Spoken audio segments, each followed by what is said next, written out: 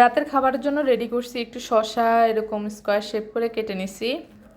এখানে ধনিয়া পাতা নিছি, একটা কাঁচামরিচ কুচি করে দিছি, ছোট্ট একটা পেঁয়াজ দিছি, এই যে লেবুটাকে চিপে দিয়ে দিব। প্রতিদিন না পারি, দু একদিন পর পরে আমি এটা খাওয়ার চেষ্টা করি, আমার কাছে ভালো লাগে। আর এটাতে এখন লবণ দিব। সিদ্ধ করে রেখেছি, এখানে হাফ কাপের মতো ছোলা দিয়ে দিচ্ছি, যে একটু লবণ দিয়ে দিলাম। এখন দিয়ে দিচ্ছি একটু সরিষার তেল সামান্য পরিমাণ। এই সময় কিন্তু ধনিয়া পাতার ফ্লেভারটা খুবই ভালো লাগে।